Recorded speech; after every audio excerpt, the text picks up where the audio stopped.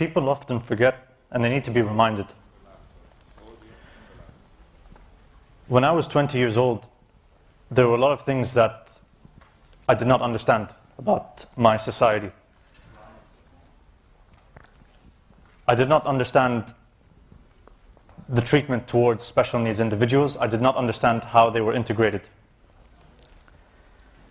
Now, during this phase, I was a bit lost. I wanted to know what was my country and how could I benefit the people in the country, mainly that of the special needs population, which is largely obscured in the region.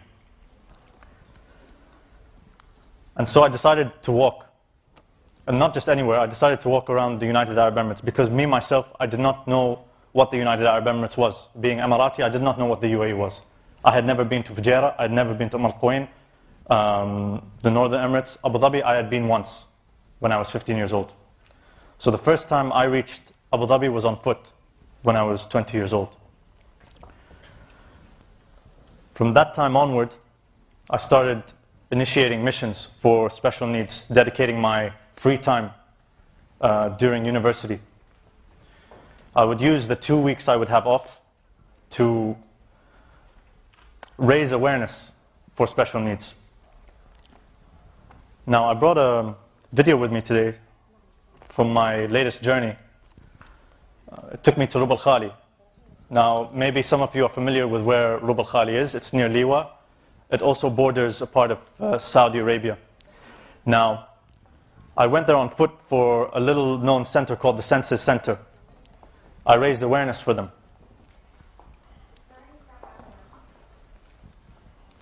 I'd like to introduce you to the video.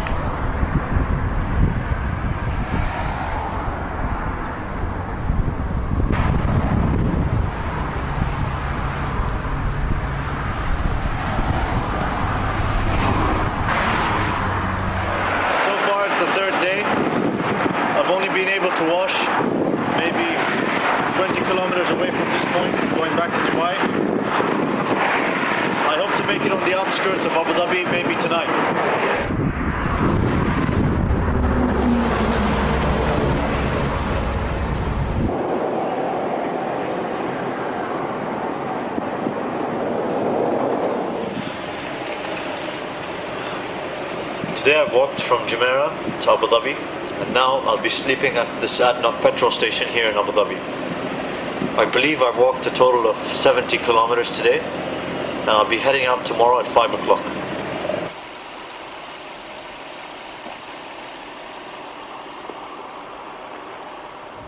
This is day 9 of my journey into the empty quarter. It's very cold here. I'm around 2 kilometers away from the empty quarter.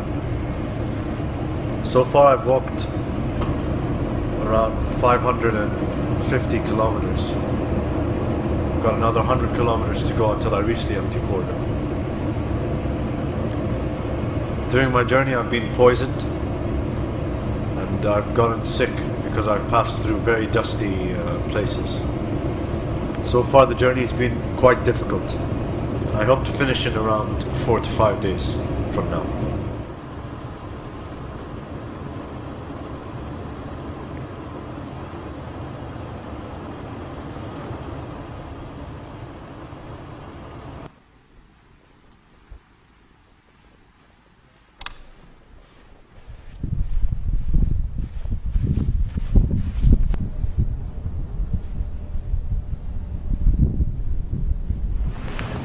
This is day 11, and today we're 100 kilometers away from our target, which is Hissan, which is a fort ruin.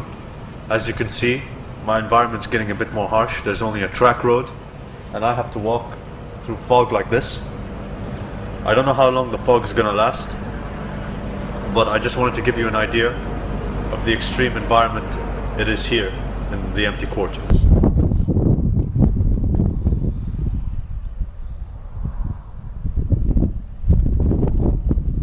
This is day 12 and I've reached the empty quarter. I've walked a total of 500 kilometers.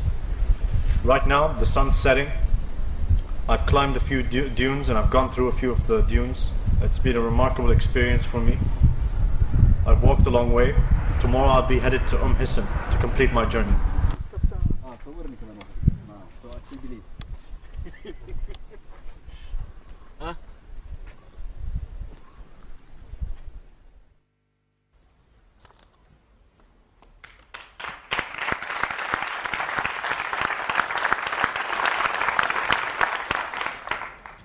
Now,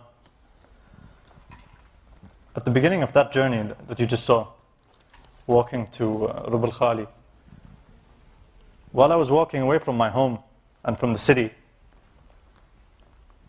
I started to see my surroundings were starting to deconstruct itself. There were towers, then after 5 days there was desert, then after another 2 or 3 days there was nothing. No light, no bathroom, no shower, no food. We had very little supplies left. And one thing that really touched me was when I was walking for 200 kilometers and it was dark. There was no light. That really reminded me of how people go through life blind. Now, that's a block for us as a people, because we fail to understand what others go through. We fail to realize how difficult it can be when we don't have sight, when we don't have our hearing, when we are paralyzed. An example I'd like to give you all from real life is when I visited a government building and I'd met a gentleman. It was him and there were 6 others working in the department.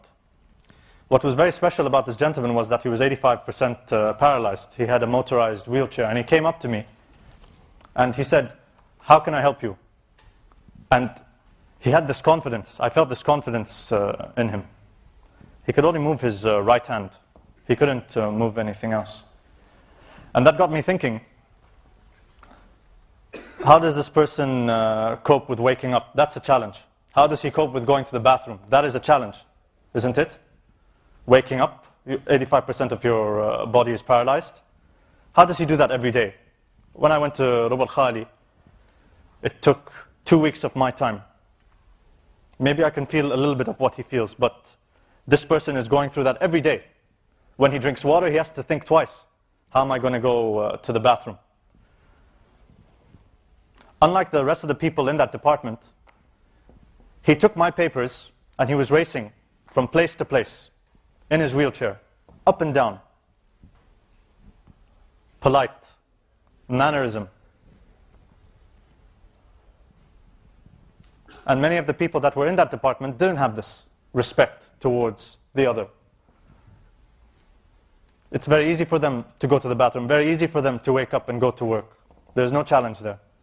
They get out of the bed, they go to the bathroom, take a shower. But when I saw this person, I saw a little bit of a reflection of what I went through, the challenges I went through. There was a connection between me and this person who is challenged in everyday life. The real treasure, and this is from my personal view and perception, the real treasure in our society in the United Arab Emirates are the special needs people. They have the secrets that we look for in this life. Everyone is always looking for wisdom. Everyone is always looking for strength. For some reason, I don't know where they are looking. They look at the films, they're looking at the actors. For me, we need to focus a little bit on special needs, because this is where we will start to remember our religion, start to remember our culture, start to remember our manners. All of it is there with the special needs community. And I promise you that a new type of life will be reinstated in you once you start to notice these things from special needs students, once you start to work with them, once you start to realize that they are an asset to us as a people in the region. Ladies and gentlemen, thank you so much for having me.